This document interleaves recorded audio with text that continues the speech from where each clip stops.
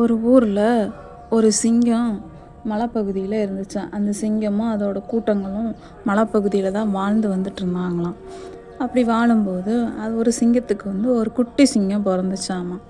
அந்த குட்டி சிங்கம் எல்லா இடத்துலையும் அன்பு காட்டி அரவணைப்பாக இருந்துச்சாமா.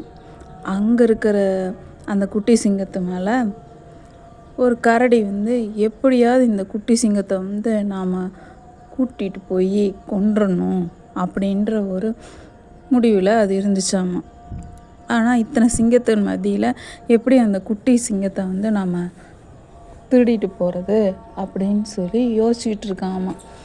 அப்போ அந்த தாய் சிங்கம் தூங்கிட்டு இருக்கும்போது இந்த குட்டி சிங்கத்தை அந்த கரடி நைட்டு தூக்கிட்டு போயிடுச்சாமா.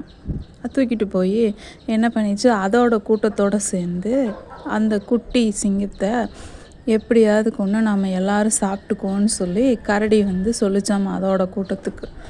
அப்போ அந்த குட்டி சிங்கம் என்ன செஞ்சிச்சாமா, அந்த கரடி மேலே அன்பாக அரவணைச்சிட்டே இருந்துச்சாமா. அப்போ இந்த கரடிக்கு இந்த குட்டி சிங்கத்தை கொன்னுன்ற ஆசையே விட்டுருச்சாமா. ரொம்ப அரவணைப்பாகவும் அன்பாகவும் அது இருந்துச்சாமா. ஆனால் அங்கே இருக்கிற சிங்க கூட்டங்கள்லாம் குட்டி சிங்கத்தை காணோம்னு தேடி மலையாக அலையிறாங்க, கிடைக்கல. கடைசியில் குட்டி சிங்கம் எங்கே தான் போயிருக்கும், என்ன தான் ஆயிருக்கும் அப்படின்னு சொல்லி எல்லோரும் உட்காந்து பேசிகிட்ருக்காங்க. சிங்க கூட்டமெல்லாம் நம்ம எப்படியாவது தேடி நம்ம குட்டி சிங்கத்தை கண்டுபிடிச்சிடணும் அப்படின்னு சொல்லி எல்லாரும் ஒவ்வொரு பக்கம் தேடிக்கிட்டு இருக்காங்க. ஆனால் இங்கே கரடி குட்டி சிங்கத்தை வச்சு கொன்று நம்ம எல்லோரும் சாப்பிட்றணும் அப்படின்ற முடிவில் அது யோசிச்சுட்டு உட்காந்துட்டு இருக்கும்போது இந்த குட்டி சிங்கம் எல்லா கரடி மேலேயும் அன்பு காட்டுறதையும் பார்த்துட்டு உடனே இந்த கரடிக்கு அந்த குட்டி சிங்கத்தை கொன்னுன்ற மனசு வரல. நாம் கொண்டு போய் அவங்களோட இதிலே கொண்டு போய் விட்டுருவோம் அப்படின்னு சொல்லிச்சு.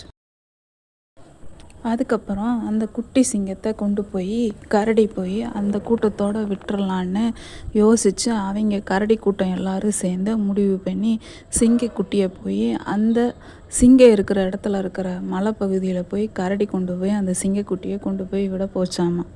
அப்போ அங்கே இருக்கிற சிங்கங்களாம் எல்லோரும் சேர்ந்து இந்த கரடியை பார்த்து, உன்னை நான் என்ன செய்கிறேன்னு பாரு, உன்னை கொன்னே போட்டுருவேன் அப்படின்னு சொல்லி சொல்லிச்சாமா. அதுக்கு அந்த கரடி சொல்லிச்சாமா, எல்லாரும் சேர்ந்து என்னுடைய சின்ன குட்டி கரடியை எல்லாரும் சேர்ந்து கொன்னுட்டிங்கல்ல அப்படின்னு சொல்லி அந்த கரடி சொல்லிச்சாமா. இது என்ன புதுசாக சொல்கிற அப்படின்னு சொல்லி அந்த சிங்கங்கள்லாம் கேட்டுச்சாமா. ஆமாம், என்னுடைய குட்டி கரடி பிறந்த குட்டி கரடியை உங்களுக்கு இருக்கிற 2 பேர் தான் சிங்கங்க சேர்ந்து கொண்டு போய் கொண்டுட்டாங்க. நான் அதுக்கு பதிலுக்காக தான் இந்த குட்டி சிங்கத்தை கொண்டு போய் கொண்டுடணும் அப்படின்னு நினச்சிட்டு தான் நான் இதை எடுத்துகிட்டு போனேன். ஆனால் அங்கே போனதுக்கப்புறம் தான் எனக்கு தெரிஞ்சிச்சு, அந்த குட்டி சிங்கம் எல்லாத்து மேலேயும் பாசமாக இருந்துச்சு, எல்லாத்து மேலேயும் அன்பாகவும் அரவணைப்பாகவும் இருந்துச்சு. அப்போ எனக்கு தோணுச்சு, அவங்க செஞ்ச தவிர நானும் செஞ்சிடக்கூடாது அப்படின்னு நான் யோசித்தேன் அப்படின்னு சொல்லிச்சாமா கரடி.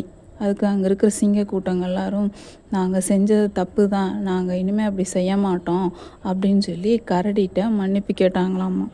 நாம் ஒருத்தர்கிட்ட நம்ம அன்பு காட்டும்போது அந்த அன்பை திருப்பி நமக்கு காட்டும்போது தான் அதோட அன்போட வேல்யூ அதிகமாக இருக்கும்.